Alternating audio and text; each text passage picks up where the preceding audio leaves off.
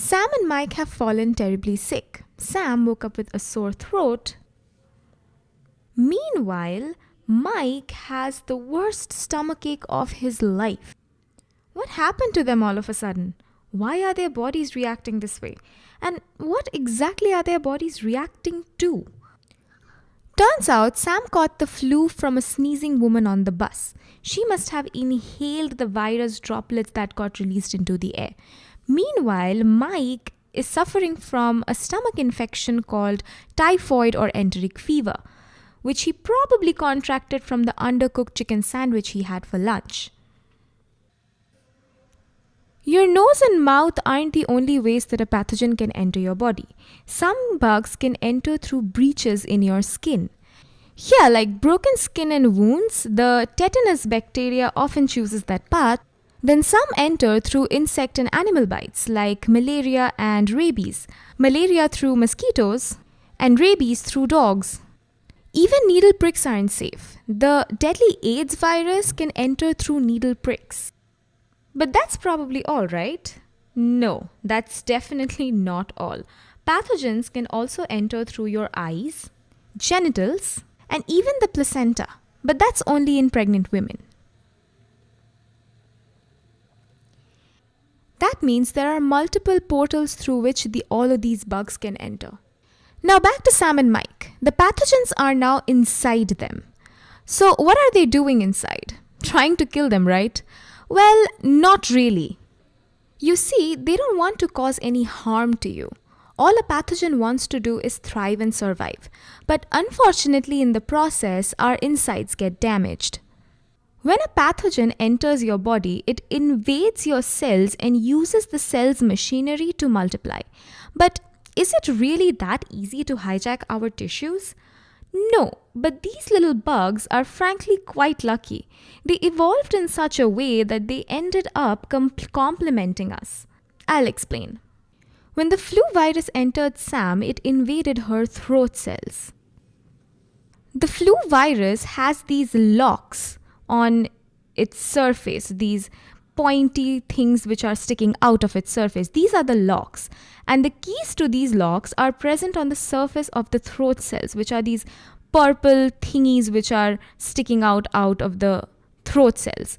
Now, the virus, what it does, it sticks itself or kind of clicks onto these keys which are present on the cell surface of the throat cells. So it's kind of like a key fitting into a lock. And once it does that, the virus, it drills itself into the cell. Once inside the cell, it uses the cell's components to multiply itself. Later on, this cell will burst open and all of these viruses, millions of viruses, will spill out of the cell. So this virus is using the healthy throat cells as its personal factory and generating virus babies, which are doing the same thing to more healthy throat cells. So these virus babies which are going to come out of this cell will go ahead and infect this healthy throat cell right over here.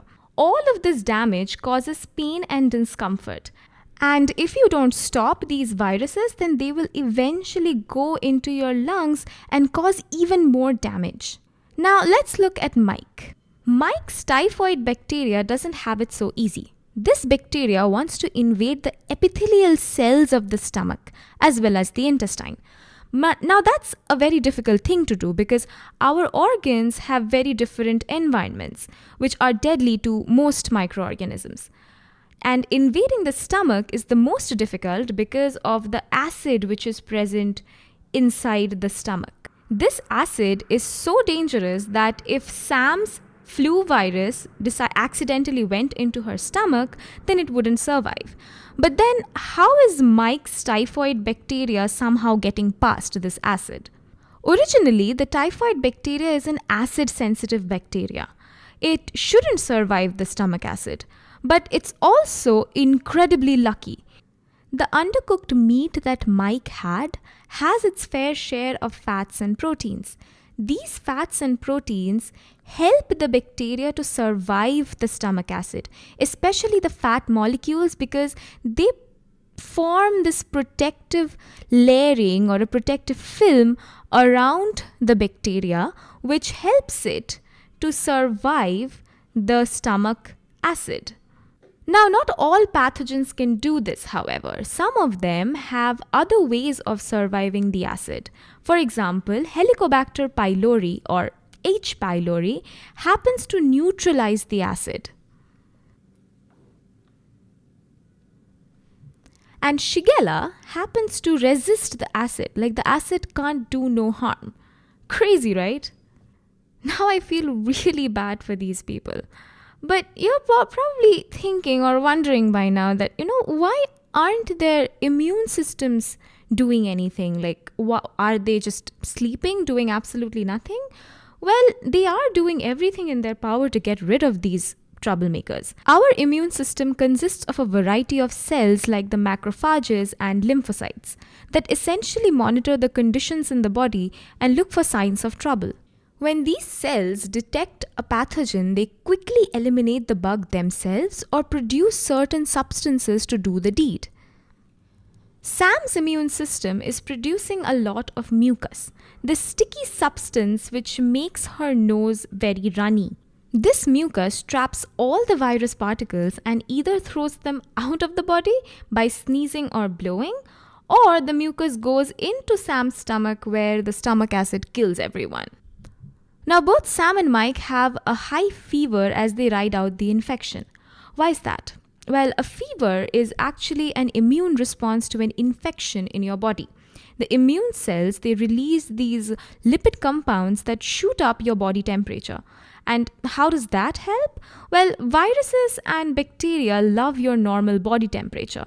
37 degrees Celsius is their favorite sunbathing climate. So in order to kill them, our body dials up the climate to a heat stroke. A higher body temperature makes your body inhabitable for the pathogens. And that's how Sam's immune system almost cures her. Within only a couple of days, she's back to her normal self. No more sore throats or runny noses. But what about Mike? Why isn't he not well yet? Well, sometimes even after doing everything in their power, the immune system falls short because some pathogens can hijack your immune cells too. You heard me. Mike's typhoid bacteria can hijack the macrophage cells and multiply inside them. Now, mind you, these macrophage cells are like tiny assassins of the immune system. They find and kill all kinds of bugs, but somehow they can't do anything about this little nightmare. And that's not all. As the bacteria multiply, they end up producing a ton of different toxins which will eventually go and interfere with your bodily processes and functions.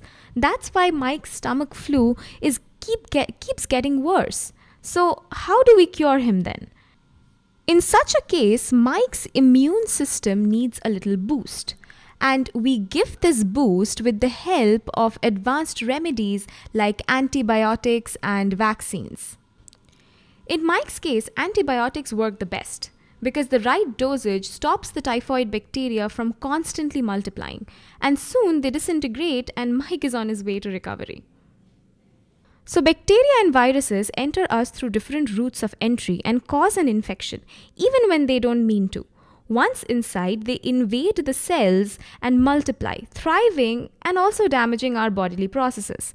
That activates our immune system, which sniffs out the pathogens like a police force and eliminate them. And sometimes, if the immune system starts to struggle, we give it a little boost through medicines and other remedies. In a matter of a few days, our friends here, Sam and Mike, are back to being healthy once again.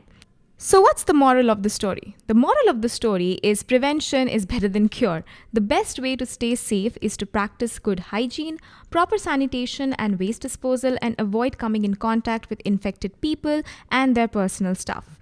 Because the last time that happened, we ended up staying in our homes for 2 whole years straight. So let's make sure that never happens again.